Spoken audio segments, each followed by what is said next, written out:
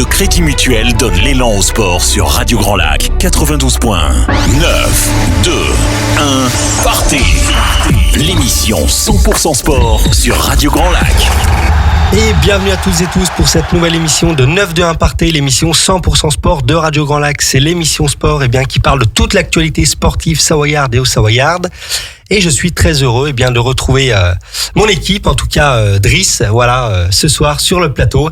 Salut Driss, comment vas-tu ? Ça va nickel, et toi ? Écoute, ça va super, avec une belle émission en perspective en tout cas. Très beau programme pour aujourd'hui. Encore un chouette programme qui approche à grands pas, notamment autour du sport outdoor, du ski, du trail. Et puis voilà. Ouais, ça va.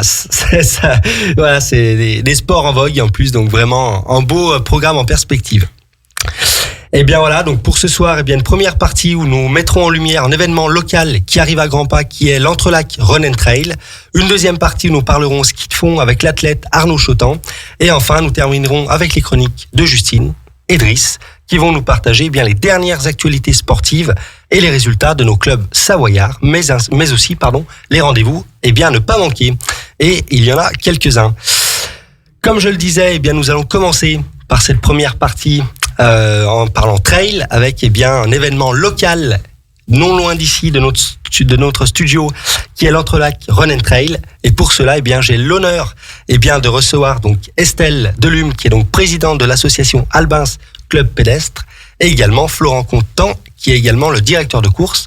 Bonsoir messieurs, dames, comment allez-vous ? Bonsoir, ça va, merci. Bonsoir, très bien, merci et vous ?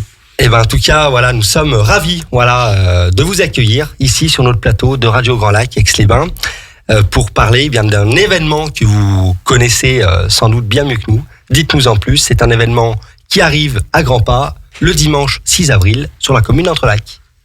Alors, Entrelac Run and Trail, c'est un événement qui est organisé par le club pédestre d'Albins depuis quelques années. On organise plus ou moins de courses selon les années. Cette année, on a décidé de partir sur 4 formats de trail. Donc, on a ajouté une distance qui sera de 53 km pour les plus aguerris. Et les autres parcours sont les mêmes que l'on avait l'année passée. Donc, 37 km avec trail du lac, 22 km pour le trail perché et 13 km pour le Chefty Trail. Donc, quand on parle de trail, on parle de distance, mais on parle aussi un petit peu de dénivelé. Et chaque course a ses pourcentages et ses dénivelés positifs et négatifs, forcément. Oui, bien sûr. Et on va donc de 350 à 2500 mètres de dénivelé. Pour les personnes qui veulent aller un petit peu moins vite, on organise également une randonnée qui sera sur le même parcours que le Chefty Trail, donc le 13 km. Cette année, on a pris la décision de le faire partir dans le sens inverse des aiguilles d'une montre, c'est-à-dire qu'ils vont pouvoir voir et encourager les coureurs, parce qu'en général, ils sont dans le même sens. Oui, bien sûr. Et c'est toujours un peu compliqué, parce que le coureur arrive, veut dépasser le randonneur, ça se passe jamais très bien. Et là, du coup, on fait un essai dans ce sens-là, et je pense que ce sera agréable pour tout le monde, et pour les coureurs et pour les randonneurs. Et puis après, on n'oublie pas les petits-enfants, parce que les enfants, faut pas les oublier. Ouais. Et donc, de 6 ans à 17 ans, ils ont une boucle d'1 kilomètre. Alors, pour les plus petits, ce sera 1 kilomètre. Pour les plus grands, ça va aller 4 fois la boucle, donc 4 kilomètres. Et puis pour ceux qui veulent s'amuser, on fait aussi sur le village une petite course à obstacles qui va leur permettre un peu d'apprendre à grimper, parce qu'en trail on aime bien grimper, glisser. S'il y a de la boue, on est heureux. Ah, c'est un peu l'aventure. Ça va avec. Voilà. Excellent, ouais. Donc vraiment un événement local, populaire aussi, c'est vrai, pour les petits, les grands. La randonnée également, accessible aussi à tout le monde. Vraiment sympa. Avec différents parcours. Racontez-nous finalement l'historique de cet événement finalement. Comment est né Entrelac Run and Trail ? Alors Entrelac Run and Trail, moi je dois être à la 5e édition en tant que directeur de course, avec le Covid entre tout ça forcément, parce qu'on est tous passés par là. Tout à fait. Il y avait eu une ou 2 éditions avant. Ça avait été créé par Bruno, un précédent président de l'association. Et avant, c'était la foulée albanaise. Voilà. Donc, en fait, quand Bruno était arrivé dans l'association, le trail était en plein essor à l'époque, il y a à peu près 8 ans, je dirais. On parlait de course à pied. Ça venait de plus en plus, et on parlait plus de course à pied, justement. On n'était plus en course en montagne, on était un petit peu sur augmenter les distances, augmenter effectivement les volumes, les dénivelés. Et c'est parti comme ça. Le club pédestre d'Albins s'est étoffé petit à petit avec de plus en plus de coureurs aussi. Il y a une équipe d'organisation qui s'est greffée autour de tout ça. Et maintenant, nous, on est une quinzaine au niveau de l'organisation à préparer les parcours, à s'occuper des ravitaux, s'occuper des inscriptions. Il y a plein de sujets. Ouais, je pense qu'il y en a un certain nombre. Et en effet, je pense qu'il y a une belle équipe active et dynamique aux commandes avec vous pour en effet arriver à mener à bien un événement quand même, mine de rien, qui est assez colossal à mettre en place et énergivore. Oui, c'est énormément de boulot qu'on fait le soir, le week-end, quand on peut. Aujourd'hui, l'engouement de la course à pied fait qu'on a de plus en plus de coureurs sur nos parcours. L'année dernière, on était parti sur 1000 participants. On avait fait course complète, donc on était assez fiers de nous. Cette année, on s'est dit on passe le cap parce qu'il y a une histoire de secours qu'on met en place. Donc on est passé à 1500 ouvertures d'inscription et aujourd'hui, on a déjà 1209 inscrits avec une course de complète qui est le trail perché de 22 km. Donc voilà, et certaines courses où il y a très peu de dossards. Il reste plus beaucoup de dossards, notamment sur le 13. Voilà. Pour dire un peu l'engouement, quoi. À quelques pas jours, mais à quelques semaines, c'est quasiment full, quoi. Ouais, on est quasiment ça. Sur un trail qui fera, je pense sans doute, en tout cas, une nouvelle fois carton plein. En tout cas, on vous le souhaite, avec 500 dossards de plus en une année, quoi. Et nous, ça nous ravit. Et du coup, on se surpasse pour essayer de faire un bel événement. Ouais, énorme. Donc voilà, un événement qui est né finalement basé sur l'historique, sur une évolution plutôt de la course à pied vers le trail, avec des parcours en plus relativement intéressants. Dites-nous en plus, on a eu donc des idées de rapport ratio kilomètre dénivelé.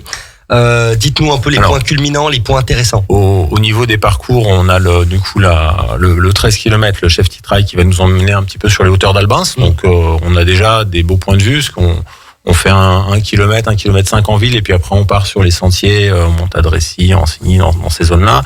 Après, le trail perché va monter encore un petit peu plus haut et aller jusqu'à Saint-Germain-la-Chambotte, passer par Villette notamment. Et après, les versions encore un petit peu plus longues, donc le trail du haut du lac, comme son nom, il va passer sur les crêtes au niveau du Mérieux. On va monter en direction un peu du Sapnay. Et c'est là où l'entre-lac Ensim, le 53, lui va s'envoler un petit peu plus loin encore. Il va aller au niveau du Sapnay un peu plus loin pour redescendre après, et donc col du Clergeon, pardon. Et là, on a des vues qui sont magnifiques, pareil. Et on redescend quasiment jusqu'au lac sur Chindrieux pour remonter de l'autre côté à la Chambotte. Donc des beaux coups de cul, comme on appelle de jargon, et des beaux ratios, quoi. Et de quoi se faire plaisir. Excellent.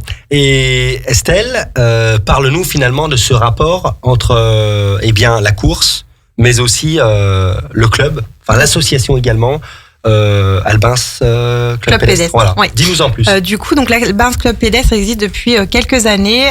C'est un regroupement de coureurs à la base. C'était des potes qui couraient ensemble le soir, qui ont décidé de créer l'association. Et aujourd'hui, on a besoin de tous les membres et adhérents de l'ACP pour organiser un événement comme Erat, puisqu'ils vont être quasiment tous bénévoles le jour J. Et on a continué à persévérer et à continuer et à courir le soir tous ensemble, du coup le mardi, jeudi. Mais on va un petit peu plus loin avec la randonnée aussi, la marche nordique et le renforcement musculaire, puisqu'on a besoin de tout ça pour être un bon trailer. C'est vrai. Et du coup, cette association nous permet d'organiser Erat. Et Erat, cet événement nous permet de faire vivre aussi l'association Albins Club Pédestre. D'accord, ok, donc vraiment une aide mutuelle. Ouais. On est liés. L'un ne va pas sans l'autre. Tout à fait. En tout cas, pour l'instant, l'un ne va pas sans l'autre. Ce qui est assez sympa finalement, parce que ça permet de fédérer, mutualiser. Oui. Et puis, de créer une sorte de cohésion. Avec l'esprit toujours bénévole qui est le nerf de la guerre, des événements en tout cas, que ça soit dans le trail mais pas que.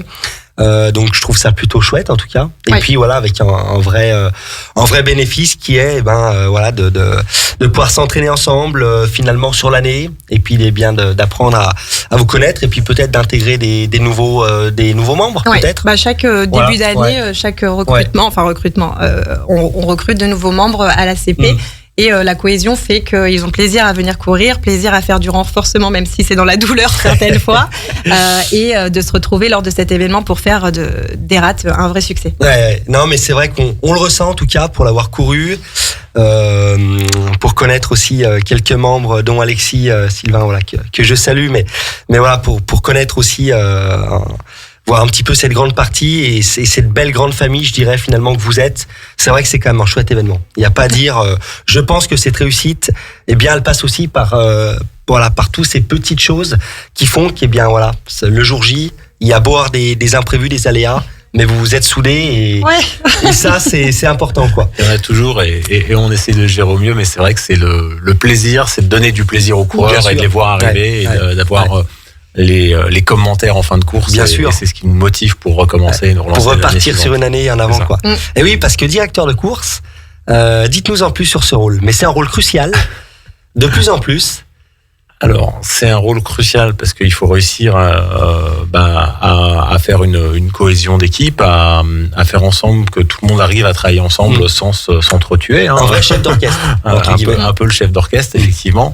Après, on s'inspire aussi des autres courses, donc je suis moi-même coureur, hein, donc voir les autres événements, un peu comment ça se passe, comment ça se déroule, les courir, en profiter aussi. Et je trouve que c'est aussi un rendu, un retour par rapport aux autres organisateurs, parce que faut des bénévoles pour pouvoir avoir des courses, et donc du coup, je trouve un peu normal effectivement de le faire à mon tour. Voilà. Et parlez-nous, Florent, peut-être plus en détail, ton rôle, comment dirais-je, ton rôle peut-être plus le côté un peu chef d'orchestre, d'arriver à faire que cette belle équipe soit au top et que tout se déroule bien, mais il y a aussi peut-être, je pense aussi, tous les côtés peut-être un peu plus moins sympas, avec peut-être la paperasse, la lourdeur administrative, etc. Je pense que ça fait aussi partie de ce rôle-là, peut-être. Ça fait partie du boulot. Après, nous, ce qu'on essaye de faire, quand même, on essaye de bien se répartir les tâches, c'est-à-dire qu'on est tous actifs dans l'association. Donc, on est une association assez jeune, et du coup, on a peu de temps libre. Oui, et, bien sûr. On est 15, ce que je disais tout à l'heure, sur la partie organisation. On s'organise par team de travail, c'est ce qu'on dit toujours. C'est-à-dire qu'on va toujours être 2-3 sur un sujet. Chacun va travailler, on se voit une fois par mois pour faire le point. Là, on a un point, le dernier d'ailleurs, vendredi. Et du coup, on va, à chaque fois, chacun va avancer de son côté et on va, pendant la réunion, se concerter ensemble, décider ce qu'on va offrir aux coureurs, par exemple, parce qu'on aime bien faire un petit lot. Les dotations, tout ça, ouais. Pour les coureurs. Ce qu'on va mettre sur les ravitaillements, et chacun vient avec ses idées. On échange, et le côté chef d'orchestre, c'est un peu des fois de devoir demander aux gens de se taire. On est bavards. Ils sont très bavards. On est très bavards. Et d'essayer de diriger un petit peu la réunion, et puis de temps en temps trancher effectivement si ça a un peu de mal. Mais tout se fait dans la bonne entente et de manière assez collégiale. Avec bon sens et bienveillance avant tout, bien sûr. C'est ce qui est agréable d'avoir une équipe, une bonne équipe pour travailler. Voilà. Bravo, en tout cas, c'est chouette. Dans les grandes nouveautés, tu le disais, on a le 53 km. La grande nouveauté. Oui, ça c'est la grande nouveauté cette année. Ça fait quelques années. Moi, j'adore l'ultra, donc forcément, je milite depuis quelques années pour grappiller des kilomètres.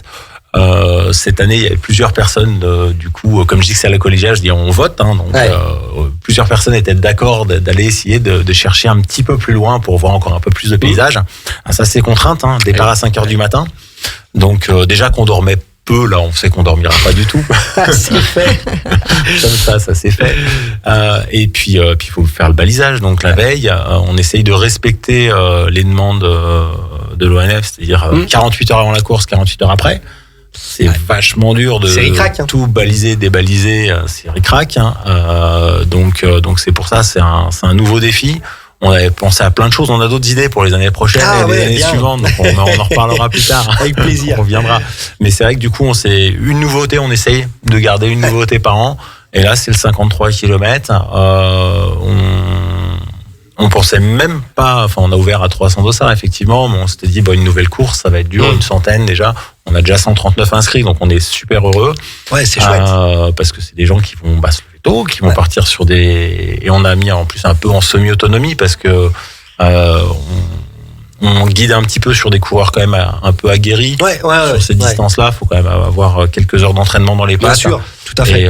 Et puis voilà, partir avec une réserve d'eau suffisante, des choses comme ça, parce qu'au mois d'avril, il peut faire très chaud, peut faire très froid, pardon. C'est vrai, c'est aléatoire, quoi. J'allais dire, c'est comme la Réunion, faut faire gaffe. C'est vrai. Donc une nouveauté en tout cas, je pense, qui n'est pas inintéressante et puis qui promet en tout cas, c'est un peu la première année aussi Fast Test, qui peut-être sera revue ou pas selon les retours aussi que vous aurez sur ce 53. Combien de participants donc actuellement, tu nous disais? Alors on a 1209 inscrits avec 49 randonneurs pour l'instant. Ok.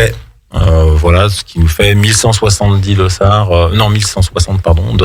de vendus sur les 1500 pour les coureurs.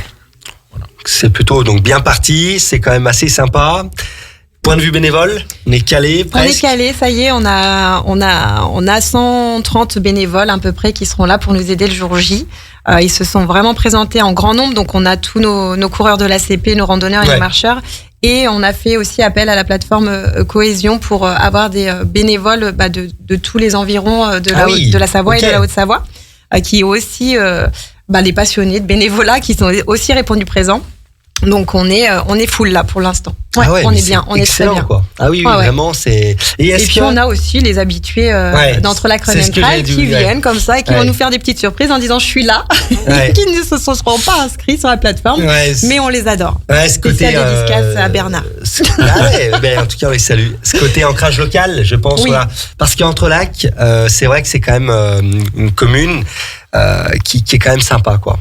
D'ailleurs, je sais pas si ça tu as peut-être cette historique, mais pourquoi finalement l'avoir créé sur Entrelac? Enfin, pourquoi finalement ça s'est fait sur cette commune ou lieu finalement? L'historique, c'est que comme on avait la Ronde des Fours et depuis des années déjà sur Albins, en fait, Entrelac, c'est le regroupement de 6 communes. Oui, les communes nouvelles. Les communes, donc c'est une commune nouvelle.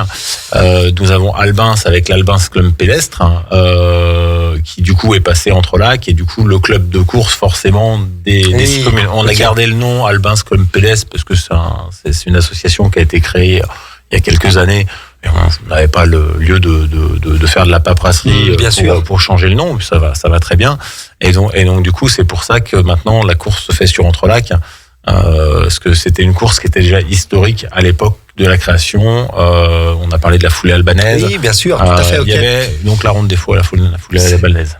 Voilà, c'est vraiment l'historique, l'ancrage, quoi, vraiment basé là-dessus. Et en termes d'inscription, les coureurs qui ne sont pas inscrits, ou c'est qui peuvent encore s'inscrire, du coup, dites-nous en plus. Alors, on peut aller sur le site d'Entrelac Run and Trail. Très beau site d'ailleurs, je souligne, et Alexis nous a fait un super job. C'est vrai.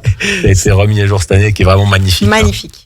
C'est vrai que le site est vraiment sympa, Et donc, sur cette plateforme, ensuite, ça rebascule vers le lien d'inscription. Après, ça rebascule sur la plateforme d'inscription Yaka, et puis derrière, vous avez toutes les options avec possibilité de réserver des repas pour ceux qui veulent. On a prévu une belle poêle, des trucs sympas. Oui, d'ailleurs, dites-nous en plus. C'est vrai qu'il y a un village sympa, un village événementiel, je veux dire, un village festif, je dirais d'ailleurs, et qui l'est de plus en plus. Oui. Remarque que je me suis faite l'an dernier, et j'ai trouvé ça plutôt agréable parce qu'il n'y a pas beaucoup d'arrivées de courses. Enfin, ça dépend, mais parfois quelques courses de trail sont finalement peu vivantes à l'arrivée, et en tout cas la vôtre, c'est pas le cas. Ça vit, il y a de la bonne humeur, de la bonne musique, et c'est plutôt sympa. On est plutôt bruyant, c'est bon. Un peu bruyant, c'est ça. Du coup, on donne les derniers instants, le dernier souffle. Jusqu'au dernier coureur, on est là pour l'encourager. Et cette année, on aura un village encore plus festif avec pas mal d'exposants qui seront là le jour J. Et on a prévu des petites surprises aussi pour encore plus donner le top départ aux coureurs. Enfin, on en parlera demain, il n'est pas encore au courant, le directeur de course, c'est pour ça. Du coup, j'avais eu l'info. Voilà, il a eu l'info quand même. Mais on va essayer de le rendre encore plus festif, même sur le départ de course avec l'échauffement de cette année avec Juliana qui va échauffer nos coureurs. Ça promet d'être assez sympa. Ah ok, donc ça promet encore aussi là aussi une belle évolution. Et puis comme c'est ce que j'allais dire tout à l'heure, c'est une équipe qui évolue depuis quelques années ensemble sur l'organisation. Oui. On a testé des choses. Donc comme le 53, on essaye. Et je pense que là, la position du village qu'on a trouver, on va essayer de garder le beau temps d'ailleurs, parce que ça c'est quand même pas mal. Il est commandé d'ailleurs. Il est commandé, tout à fait, et d'avoir la possibilité de rester un petit peu dans cette façon-là, parce qu'il faut réussir à trouver comment mettre les barnums, où mettre la musique et des choses comme ça.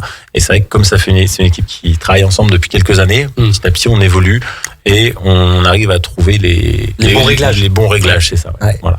Et d'ailleurs, on parle d'un événement populaire, on parle d'un événement qui évolue davantage, qui se structure, qui devient de plus en plus cadré, mais dans le bon sens du terme, avec cet aspect encore une fois familial avant tout. Parlez-nous des élites cette année. Est-ce qu'il y en aura à nouveau des élites sans doute? Alors il y en aura. Il y a déjà quelques personnes inscrites avec de beaux palmarès. Ouais.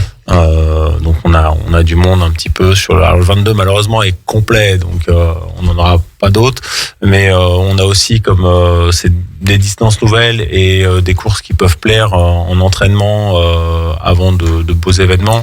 Je pense notamment au 53 vis-à-vis de la Maxi Race qui est pas loin derrière. Ouais, tout à fait. Je pense qu'on aura encore d'autres personnes qui vont venir s'inscrire et on a des demandes et des gens qui regardent un petit peu la course. Ou même en amont des qualifs championnat de France de trail, là, ça peut aussi faire. Donc c'est vrai que c'est un événement, tout à fait, qui est un peu un événement marqueur, un événement avec des courses test finalement pour les coureurs. Donc c'est vrai que c'est plutôt sympa, quoi. C'est une date qui est intéressante. Et puis on essaie du coup de suivre sur les barrières horaires et notamment sur la mise en place des ravitaux, parce que l'année où on a eu Aurélien du Nampala qui était venu chez nous il y a 2 ans, il me semble. Ouais, c'est ça. Et on était un peu juste en installation du coup, parce qu'ils ont tendance à aller très vite, ils vont de plus en plus vite. Donc on se prépare. Non, mais voilà, encore une fois, c'est chouette parce que vous adaptez vraiment d'une année sur l'autre de manière que ça coordonne et puis que ça matche avec je dirais l'ensemble de vos participants, donc c'est plutôt plaisant en tout cas. Et puis peut-être un dernier mot sur l'impact au niveau des déchets, peut-être que vous mettez en place ce genre de choses, ou lié à l'ONF, à l'environnement. Alors cette année, on a des poubelles de tri qui nous seront remis par Grand Lac. Grand Lac, ouais. Pour permettre justement de commencer à mieux gérer les déchets sur les événements. Et on a pour l'eau, en tout cas, on va essayer de réduire toujours les déchets plastiques. Du coup, de plus en plus de jerrycans, de plus en plus. Enfin, on investit tous les ans parce que c'est des investissements, mais pour éviter et réduire au maximum les bouteilles plastiques. On n'arrive pas à les retirer à 100% parce qu'effectivement, tout ce qui est coquage, on a travaillé sur des pistes. Mais bon, tout va évoluer, aller dans ce sens. Donc, je pense qu'on aura d'autres pistes à explorer pour les prochaines années. Ça devrait être prometteur, ouais. Estelle, un dernier mot? Non, on a tout cet dit, événement. On a hâte. On est dans les starting blocks. On a hâte que ça arrive et de passer un bon moment avec tous nos coureurs, tous nos bénévoles et toute l'équipe. On est pressé de vous revoir sur la ligne de départ et la ligne d'arrivée. Et en tout cas, le rendez-vous est pris. N'hésitez pas pour les coureurs novices, élites, les randonneurs également, ou bien les bénévoles. Les bénévoles, non, c'est bon, on est bon. Mais en tout cas, les futurs participants, en tout cas, n'hésitez pas. C'est quelque chose qui peut être envisageable. En tout cas, n'hésitez pas à vous inscrire. Ça arrive à grands pas, l'événement. Donc n'hésitez pas. Au niveau de la commune, c'est sur Entrelacs que ça se passe. Et puis écoutez, un événement en tout cas qui devrait arriver à grands pas. Impeccable. Nous en tout cas, on va terminer cette première partie en vous remerciant Florent et Estelle d'être venus à nos côtés.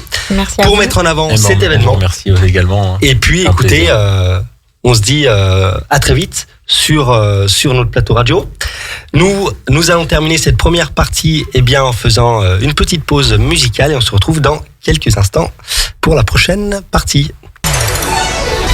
Le Crédit Mutuel donne l'élan au sport sur Radio Grand Lac 92.1. 9, 2, 1, partez. L'émission 100% sport sur Radio Grand Lac. Et de retour dans l'émission 9-2-1 Partez après une première partie axée trail avec un événement local qui arrive à grands pas qui est l'Entrelacs Run and Trail. Nous poursuivons l'émission avec notre deuxième sujet du soir où nous allons parler ski de fond Et pour cela, nous avons l'immense plaisir d'accueillir Arnaud Chotan, qui est donc athlète dans cette discipline. Salut Arnaud, comment vas-tu ? Eh ben bonjour, merci de m'accueillir ici au studio, ça va très bien. Eh ben en tout cas, nous sommes fiers de t'avoir ici sur notre studio, sur le studio de la radio Grand Lac, ici à Aix-les-Bains. Arnaud, pour commencer, peux-tu te présenter et puis nous parler de ta discipline, voilà. Eh ben voilà, moi j'ai 28 ans, je fais du ski de fond maintenant depuis une quinzaine d'années. Je suis licencié au club de ski nordique de la Fécla.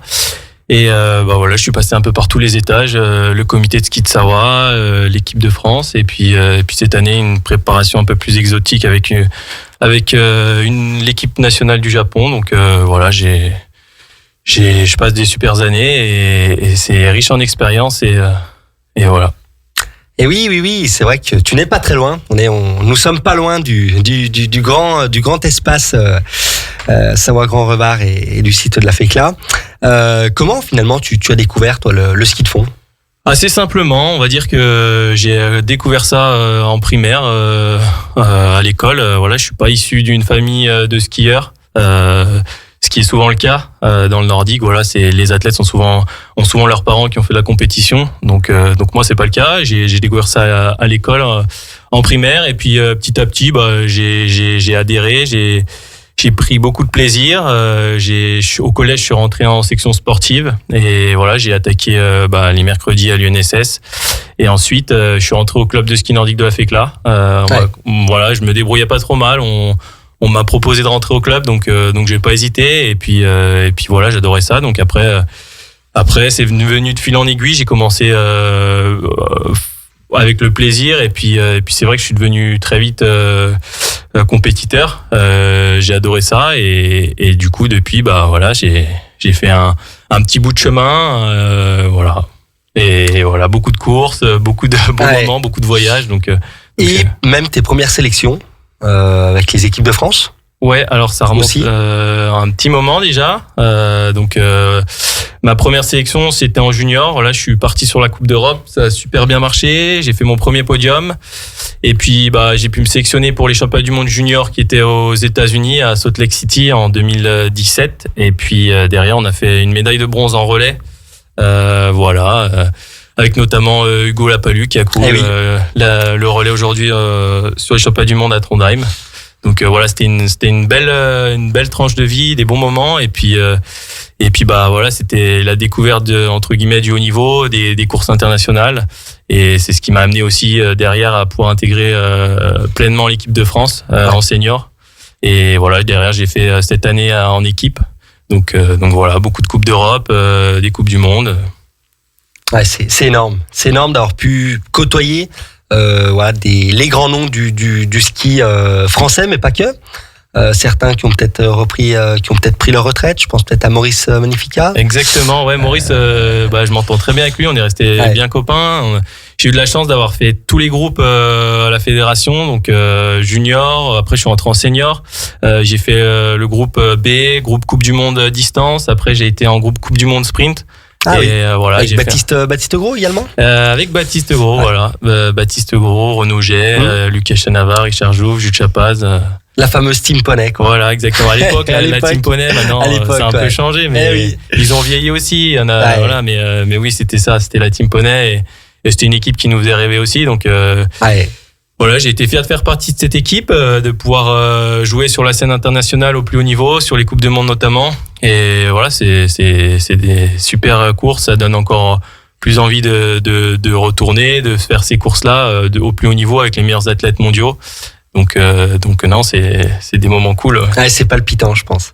Et donc là, tu nous disais, ça fait 7-8 ans que tu es sur le circuit fédéral. Sur le circuit que tu étais en sélection. J'ai fait 7 années à la Fédération française de ski, donc entre le groupe B et le groupe Coupe du Monde. J'ai fait beaucoup de Coupes d'Europe et j'ai fait aussi quelques Coupes du Monde, une petite trentaine. Et puis moi j'étais plutôt sprinter au début, donc sur la Coupe du Monde j'étais plutôt plus à mon aise en sprint. Et puis je suis quelqu'un de polyvalent, donc j'ai pu faire quelques distances aussi. Et donc notamment la dernière aux Rousses après Manon. En France, C'était un super moment. Donc voilà. Une chance de pouvoir accueillir une étape, en tout cas. Ah, c'est ça, et puis une chance de pouvoir courir en France avec le public français, dans le Jura, qui est une terre nordique, avec la famille, les copains, et puis c'est vrai qu'ils ont fait vraiment du gros boulot là-bas, donc c'est un lieu qu'on connaît bien, parce que nous on s'entraîne la plupart de l'année là-bas, c'est le centre national d'entraînement. Voilà, exactement. Après Manon, Donc les équipes de France s'entraînent la plupart du temps là-bas. Et donc on a passé beaucoup d'heures d'entraînement là-bas, beaucoup de séances, d'intensité, de courses aussi, parce que c'est vrai qu'en Coupe de France où on court souvent là-bas, et voilà, il y avait cette Coupe du Monde, elle avait eu lieu pour la première fois il y a 2 ans, et voilà, là une nouvelle année cette année qui était vraiment un beau week-end, une belle compétition et une belle réussite, quoi. Exactement. Ouais. Et donc à la fin de l'hiver dernier, finalement, tu t'es dit que tu voulais faire quelques changements, notamment en termes de prépa. Voilà. Ce que tu nous disais tout à l'heure, notamment avec. Je suis pas sorti d'une saison très, facile, on va dire, qui était un peu compliquée au niveau sportif. Et du coup, voilà, j'ai voulu changer un peu de routine aussi, voir quelque chose de différent, d'exotique. Donc, mon ancien entraîneur de club, avec qui je m'entends très bien, qui est aussi un ami, qui est devenu entraîneur de l'équipe nationale du Japon. Samuel. Voilà, exactement. Samuel.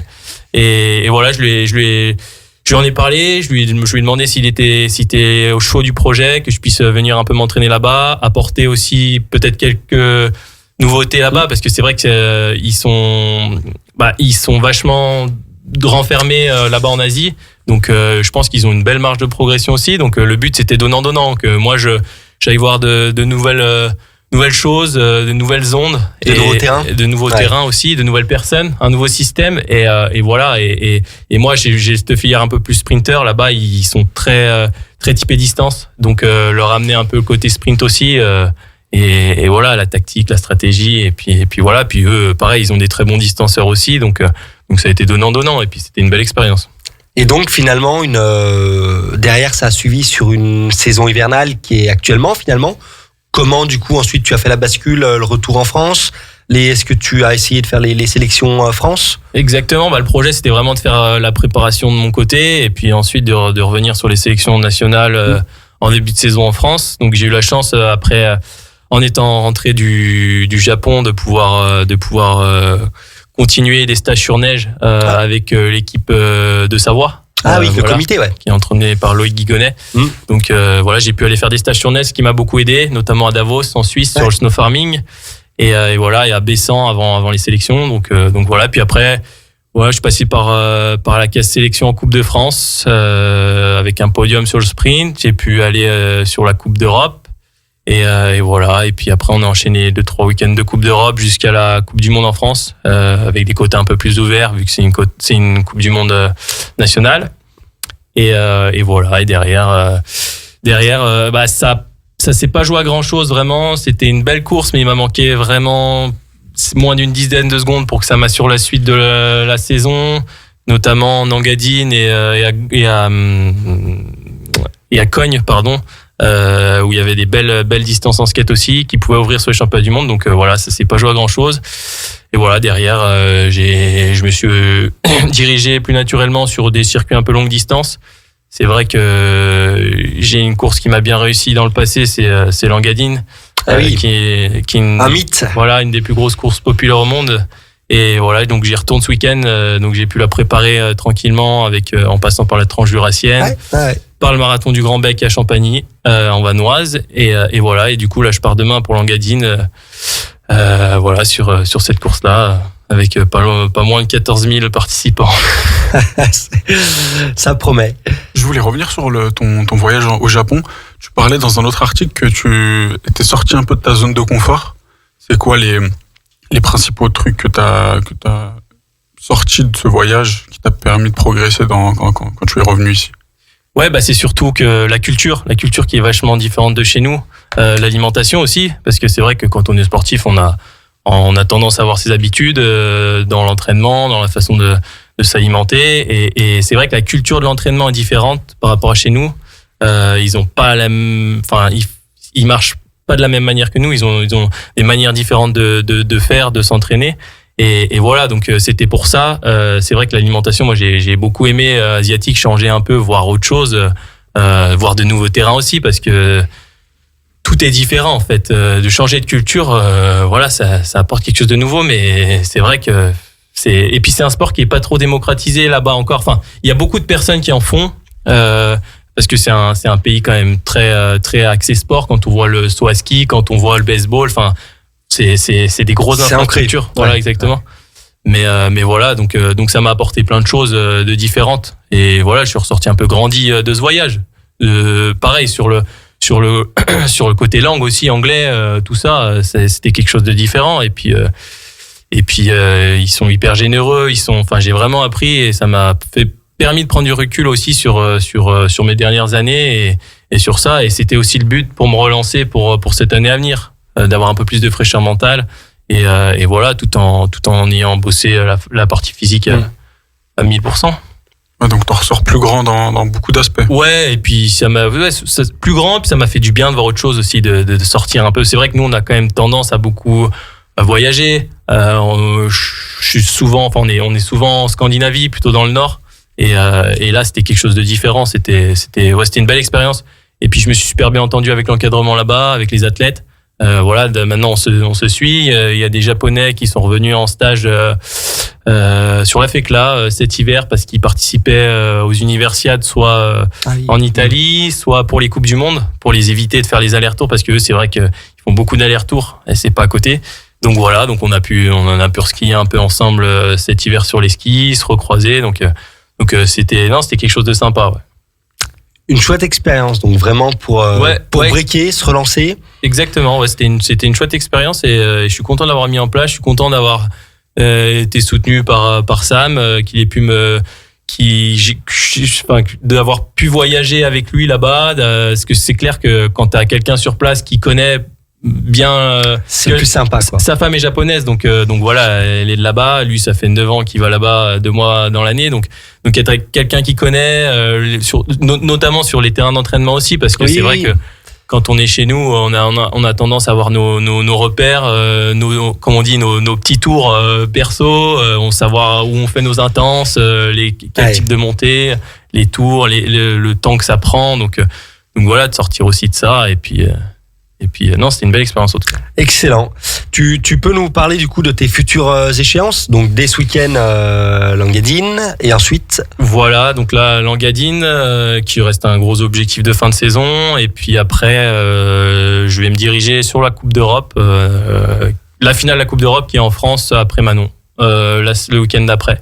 D'accord. Ok. Voilà, donc là on attend juste de savoir si elle va avoir lieu parce que le Gera en termes de conditions de neige en ce moment, commence à être compliqué comme un peu partout, mais voilà, donc on espère qu'elle va avoir lieu et puis voilà, il y aura tout le circuit B européen qui se retrouvera pour faire les finales là-bas, donc il y a des belles courses au programme et puis après ça, je partirai au championnat du monde militaire, voilà, parce que je suis sous contrat de l'armée. Et oui, très juste. Voilà, donc tous les 2 ans, on a un championnat du monde militaire avec l'ensemble des nations qui ont sous contrat des athlètes, on va dire.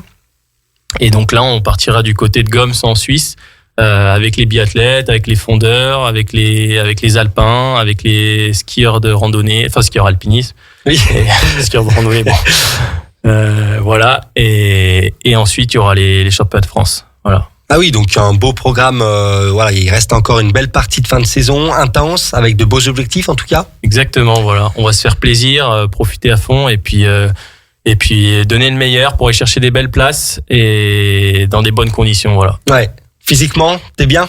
Physiquement, ça va. Ouais. J'ai eu une petite période compliquée là ces dernières semaines où je me sentais un peu plus fatigué, mais voilà, je récupère. J'ai eu le temps de me préparer. Et c'est clair que la fin de saison est toujours sympa à vivre.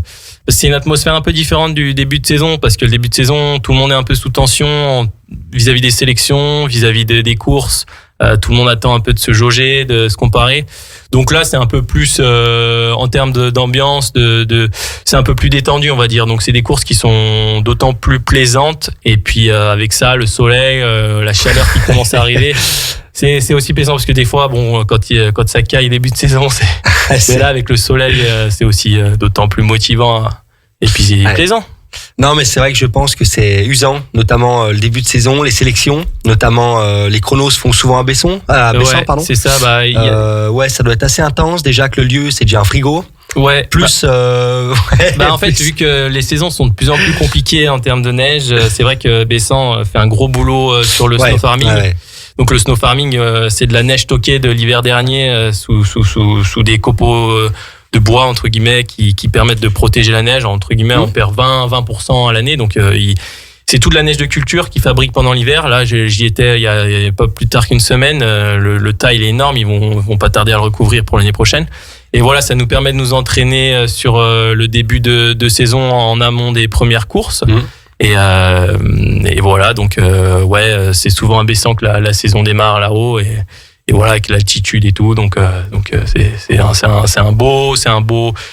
un beau site d'entraînement. La station fait énormément de travail, donc pour nous c'est le top d'avoir ça en France. Jusqu'à maintenant, on allait pas mal à l'étranger, que ce soit en Suisse, en Italie. Allemagne. Les biathlètes allaient sur l'Allemagne, je crois. Alors oui, ils vont surtout sur le ski tunnel. Ouais, c'est ça.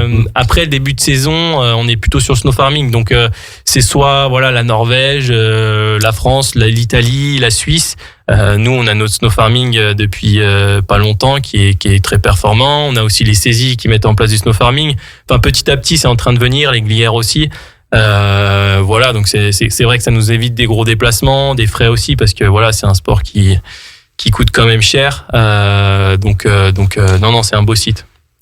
Excellent en tout cas, c'est chouette, voilà, toutes ces stations en tout cas qui mettent des choses avec la Fédé bien sûr, et puis voilà les nombreux acteurs en tout cas, les collectivités, la région, le département, etc. Voilà, qui font en sorte que vous athlètes, mais aussi le grand public, puissent profiter au maximum en tout cas de la neige, des sites, des lieux. Donc ça c'est quand même chouette quoi. Ouais, c'est sûr. Et en tout cas merci Arnaud. Voilà, je vais terminer donc cette deuxième partie d'émission en te remerciant. Voilà, d'être venu à nos côtés. T'as peut-être un dernier petit mot à nous dire pour les auditeurs. Merci bien de m'avoir accueilli et puis n'hésitez pas à vous rejoindre près des clubs pour pratiquer le ski de fond ou le biathlon. Voilà, c'est des disciplines super à vivre pour les enfants dès le plus jeune âge. Et voilà, donc c'est vraiment un très beau sport, le ski de fond, le ski nordique en général. Donc voilà, il y a plein de clubs qui sont prêts à vous accueillir. Donc n'hésitez pas à vous rapprocher des clubs et voir des courses populaires pour commencer, qui sont accessibles à tous. Tout à fait, et qui sont pas loin de la maison, quoi. Exactement. En tout cas, voilà, un grand merci Arnaud, voilà, d'être venu mettre en avant, le ski de fond, mais aussi, voilà, nous parler, échanger, de ton parcours. Voilà, en tout cas, nous, on te souhaite plein de réussites pour la suite, et ce, dès ce week-end, en tout cas. Merci beaucoup. Plein de belles réussites. On va continuer à suivre tes exploits, et puis, continuer à te faire plaisir, en tout cas, dans cette discipline, cette belle discipline. C'est clair. Merci beaucoup.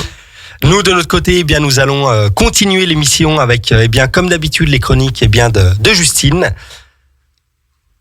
Bonsoir à tous, je suis ravie de vous retrouver pour cette chronique, malheureusement pas en direct du plateau, mais quand même un petit peu ici. Pour commencer, on va parler de la magnifique performance de Manon Trapp, notre Aixoise, qui a été incroyable lors du marathon de Séville il y a 2 semaines, puisqu'en plus de terminer 2e de cette édition, elle abaisse le record de France de 34 secondes. La fondeuse de l'entente Savoie Athlée revient en force dernièrement, après une période un peu compliquée l'année dernière, où elle avait notamment dû abandonner à Rotterdam, et aujourd'hui elle s'impose comme le grand espoir du marathon féminin français. Ça fait plaisir d'avoir une Aixoise dans ce rôle-là. Ensuite, on va parler biathlon, puisque les mondiaux se sont terminés presque comme on le souhaitait, avec des Français qui ont brillé, avec une victoire de 3 Savoyardes au relais féminin. Julia Simon, Justine Brezas-Bouchet et Océane Michelon, accompagnée bien sûr de Lou Jean Monod, ont brillé et terminé la course en 1h07 avec plus d'1 minute d'avance sur les Norvégiennes. Et chez les hommes, la France termine 2e derrière les Norvégiens avec une belle performance de notre Savoyard Éric Perrault, accompagné de Fabien et Émilien Claude et de Quentin Fillon-Maillet. Et puis Lenzo Ride nous a porté bonheur, puisque Océane Michelon clôture ses mondiaux avec une 13e médaille ici en argent. et elle vient donc égaler le record français de médailles sur des mondiaux. Donc la France domine largement cette édition et est la nation ayant le plus de médailles. Et derrière, on retrouve la Norvège qui termine avec 9 médailles et la Suède qui n'en a que 4. Les Français nous ont fait vibrer et on espère que ça va continuer puisque dès ce soir, la Coupe du Monde continue, cette fois-ci en République tchèque et comme d'habitude, je vous tiendrai au courant. Et on termine avec un autre moment biathlon que vous pouvez partager en famille ou entre amis, c'est la Savoyarde. C'est ce week-end, dès samedi, et ça peut être en solo ou en équipe. Si vous décidez de faire la course en équipe, l'objectif est simple, il faut réaliser un maximum de tours en 1h30. Et pour terminer un tour, il faut blanchir les 5 cibles avec un nombre illimité de plombs. Et en solo, la course, elle est aussi accessible à tous. Il faut compléter les 5 tours du parcours. Et à chaque fin de tour, il faut passer sur le pas de tir et blanchir un maximum de cibles avec 5 plombs. Et attention, une faute de tir entraîne un tour de pénalité. Pour cela, dès 9h20 samedi, il faut faire une formation de tir et les départs seront dès 12h05. Donc ça se passe à la station de la Fécla. Et si vous n'êtes pas à l'aise sur des skis, vous pouvez juste venir regarder et profiter de la bonne ambiance sur place. Les inscriptions sont toujours possibles, alors n'hésitez pas. C'est une bonne occasion de venir découvrir les sensations qu'ont pu ressentir nos champions dernièrement sur les pistes et tout simplement l'occasion de passer un bon moment. Voilà, merci de m'avoir écouté pour cette chronique et je vous retrouverai dans 2 semaines avec grand plaisir. Radio Grand Lac.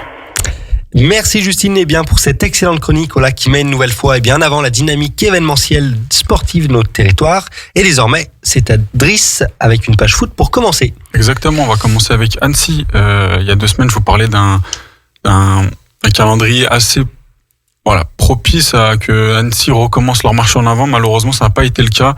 Ils ont constaté 2 défaites sur leurs 2 derniers matchs. On parlait de ces 2 défaites au mois de janvier qui étaient Amiens et Dunkerque. Ensuite, on a eu les 2 victoires face à Laval et Caen qui avaient redonné un peu de confiance au groupe. Et là, ils sont chutés face à une équipe de Marty qui est avant-dernière de Ligue 2, qui a été pas mal en difficulté. Et le match très épique de samedi contre le Paris FC au Parc des Sports, vendredi soir, pardon. On a eu l'ouverture du score de Crasso, l'ancien vainqueur de la CAN de la saison dernière, qui a ouvert le score très tôt dans la rencontre. On avait une équipe d'Annecy qui était plutôt avec la possession, qui avait pas mal la balle. Malheureusement, dans les transitions, Paris FC, ça allait beaucoup trop vite. C'est une équipe qui va très vite vers l'avant. Il y a eu de très bons joueurs qui ont su aussi, avec la qualité, je pense à Kebal, qui est un super joueur de Ligue 2, qui a été élu du match d'ailleurs. Qui a été très propre dans cette manière de jeu vertical qui permet d'aller direct vers l'avant. Et au final, le match a été, en résumé, plutôt comme ça, dans cette structure-là. Même si Annecy a fait un vrai bon match en termes de réaction, en termes de caractère, ils ont su égaliser très vite. Malheureusement, ça a été un match épique, comme j'ai dit au début, parce qu'il y a eu 2 rouges pour Annecy. Ah oui. Donc c'est aussi pénaliser le groupe. C'est Djiban, un très jeune joueur, c'est un 2004 qui a été expulsé logiquement pour moi pour le premier rouge. Ensuite le deuxième je le trouve un peu plus dur, mais j'y reviendrai juste après. On a du coup ce rouge qui arrive juste avant la mi-temps. Annecy arrive à garder le nul et rentrer au vestiaire. Ça n'a pas été le cas très longtemps car juste avant l'heure de jeu, il y a Kebal justement qui après avoir fait une passe décisive à Crasso à la 10e minute double la mise pour le PRFC, reprend l'avantage. Et puis on a ensuite une égalisation de Gagnou, le défenseur d'Annecy, suite à un corner, une action un peu mitigée dans la surface qui a permis à Annecy de revenir. Donc on les voit revenir à 10. On pense que Annecy va faire le même exploit à l'aller à Charletti où ils ont réussi à garder un point. Malheureusement, Camara clôt les débats sur un magnifique mouvement du Paris FC. Et ensuite on a Karim Cissé qui a été expulsé sur un tacle. C'est vrai que je le trouve un peu difficile. C'est vrai que il faut protéger les joueurs et je pense que le crampon de Cissé était un peu sur la cheville, mais en fait ça va trop vite, je trouve, sur l'occasion. Et puis ces crampons ne sont pas forcément vraiment sur la cheville. Ça peut siffler, ça peut aussi être qu'un simple jaune parce qu'il venait de rentrer 5 minutes juste avant, donc plutôt compliqué pour lui. Mais j'aime pas trop le terme de de défaites encourageantes, mais ça reste quand même dans la globalité, aussi de voir un groupe aussi fort ensemble, qui va pour essayer d'accrocher cette place au barrage que je parle depuis le début de saison, qui est un vrai bel objectif pour cette équipe qui a eu tant de difficultés dans les années précédentes à se conserver en Ligue 2. Mais oui, voilà, j'ai trouvé ça. J'ai trouvé un match assez abouti, complet. Il faudra se servir aussi de cette prestation pour aller chercher des poids très importants. Voilà, donc PFC, c'est pas n'importe quelle équipe de Ligue 2, ça reste le second, et il faudra revenir au contact. C'est vrai que je vous parlais d'un haut de tableau de Ligue 2 très serré. Là, il y a eu un vrai trou qui s'est créé entre le 3e et le 4e. Donc il faudra aussi se batailler avec Guingamp qui a égalité de points avec nous. Nous on est 6e, eux ils sont 5e. Il y a encore une place au barrage à accrocher. Je pense que tout est possible. Donc on espère qu'Annecy va le faire. Ils sont 6e à égalité de points avec Guingamp 5e comme je vous l'ai dit. Prochain match déplacement à Metz 4e et la réception de Rodez qui viendra dans 2 semaines face à une équipe qui joue le maintien. Donc ça peut être aussi un match que Annecy peut bien préparer, mais il faudra aussi aller à Metz pour montrer ses convictions, montrer que Annecy n'est pas 6e pour rien, et il faudra un candidat direct, il faudra le taper. Confirmé quoi. Exactement. Ouais. Au niveau du Chambéry, c'est quoi football? La série compliquée de Chambéry continue avec 3 défaites de suite. Nos Chambériens enchaînent pas mal d'équipes du haut de tableau en ce moment et doivent trouver des solutions pour prendre des points. C'est primordial pour ce maintien. Leur déplacement à la Duchère s'est soldé sur une défaite 2-1. Il y avait 1-1 à la mi-temps. Malheureusement, le groupe n'a pas su. Pour en avoir parlé avec Théo Braillon, qu'on avait reçu d'ailleurs, ça a été un match très dur. Il parlait d'ailleurs de la Duchère, qui est un club très professionnel. Oui, tout à fait. Structuré. Qui est descendu de national récemment. Donc il faut se batailler contre des équipes qui ont clairement le quotidien d'une équipe professionnelle. Ouais. Ça a été très compliqué, et pourtant ils ont su quand même les amener dans un fin de match un peu money time. Malheureusement, ils n'ont pas su accrocher ce point à Lyon. Mais la réception de Thonon doit permettre aux jaunes et noirs de se relancer dans la course au maintien, parce que c'est primordial de prendre des points. Il reste 9 matchs, on croit en eux. Le CSF est 12e sur 14 avec 18 points et à seulement 2 points du premier non relégable. Donc ça reste plutôt très possible. On sait que les dernières saisons, ils ont plutôt joué le haut de tableau avec ces beaux parcours en Coupe de France. La dernière saison où ils ont dû se batailler pour rester en N3, c'est il y a 2 ans. Maintenant, je trouve que le groupe a une très belle ossature. Je pense que ce serait un gâchis que ce groupe descende. Bien sûr. Il va falloir que ces 9 matchs soient des 9 dernières finales et qu'ils arrivent à se maintenir. Au niveau du Aix-les-Bains FC, on va commencer par le championnat pour Aix, qui a enchaîné un 3e revers consécutif face à l'AS Monchat, 3-2. L'entraîneur d'Aix, Rafik Eslassi, avoue que son équipe traverse une période très compliquée.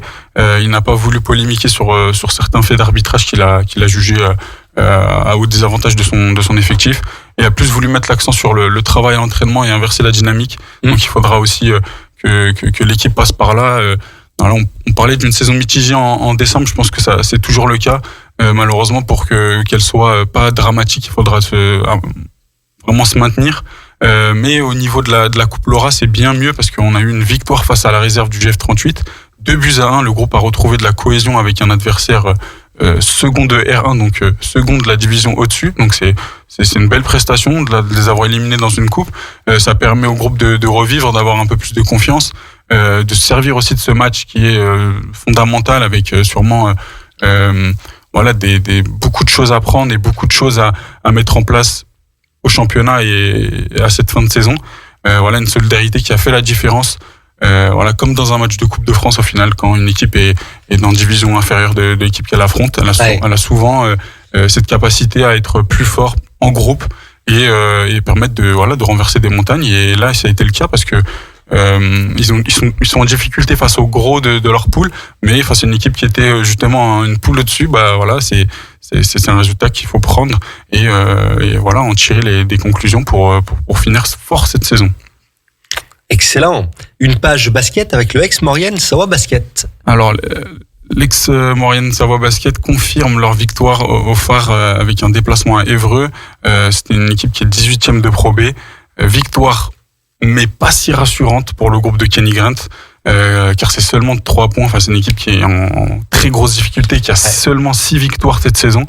Mais on prend quand même ces victoires. C'est vrai que il faut se servir aussi d'un calendrier qui permet de, même dans tes moments durs, de prendre des victoires face à des équipes qui sont un peu moins bien placées que Aix.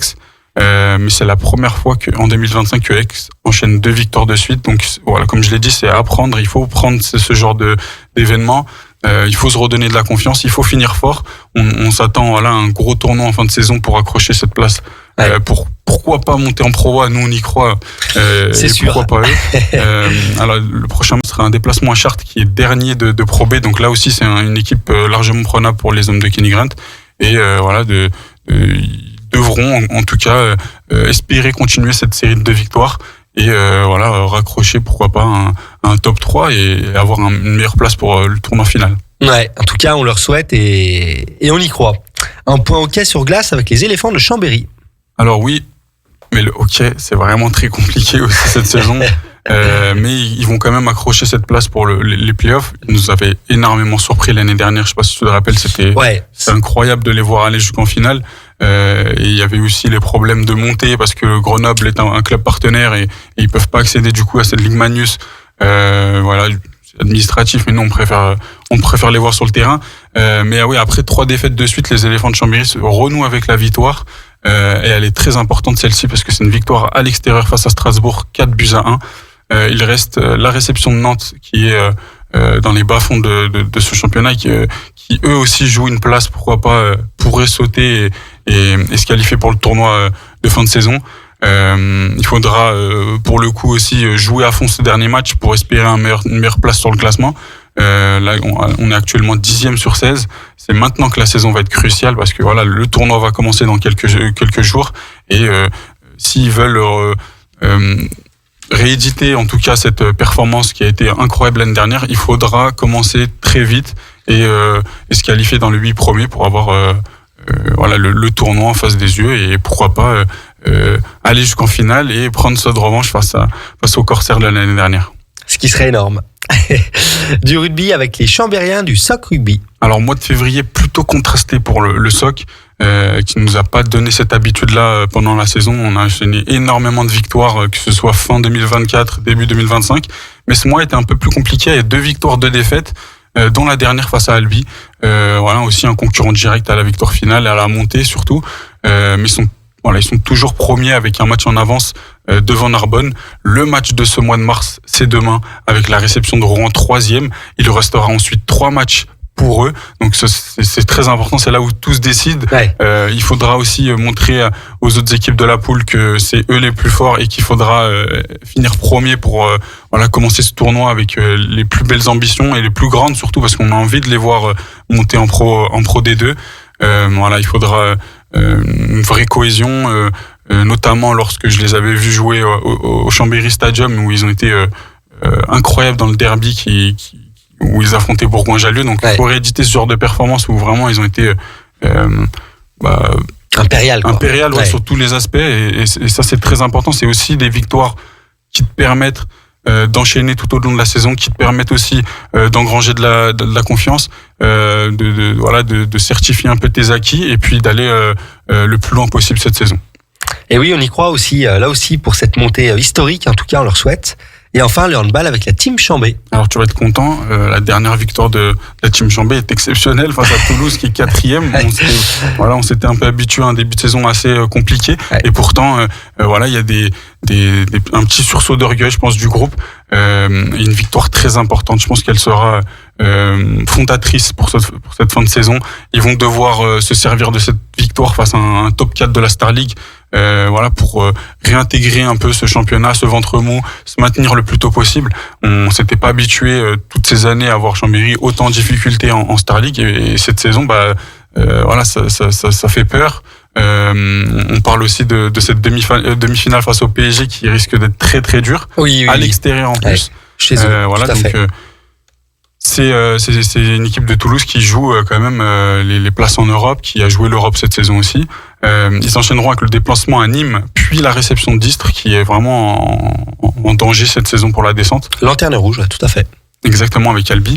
Donc voilà, 2 équipes à leur portée qui pourront relancer la machine, relancer cette saison aussi, et comme je l'ai dit tout à l'heure, se maintenir le plus tôt possible pour commencer la saison prochaine du meilleur pied. 13e sur 16, avec 5 points sur du coup Istres, 5 points d'avance. Donc c'est plutôt un bon gros bol d'air pour eux, et on espère qu'ils s'en serviront pour aller le plus loin possible dans cette fin de saison, se redonner un peu de confiance et puis faire plaisir aux phares qui n'attendent que ça. Et bien sûr, remonter en ébullition, bien sûr. Merci Idriss pour ton expertise concernant les résultats de nos clubs. Les amis, eh bien, il est déjà l'heure de rendre l'antenne. Merci à tous de nous avoir suivis pour cette nouvelle édition de 9-2-1 Partez. Driss, un grand merci. Une nouvelle fois, j'ai pris énormément de plaisir à animer cette émission avec toi. Merci à toi. On se retrouve, eh bien, dans 15 jours. Voilà. Même heure, même endroit. Eh bien, en attendant, on reste en contact via les réseaux sociaux, eh bien, de Radio Grand Lac. Et nous vous souhaitons une excellente soirée et à très vite sur les antennes de Radio Grand Lac 92.1 FM. Au cœur de la vie locale. Aix-les-Bains, Chambéry et Lac-du-Bourget. Radio Grand Lac.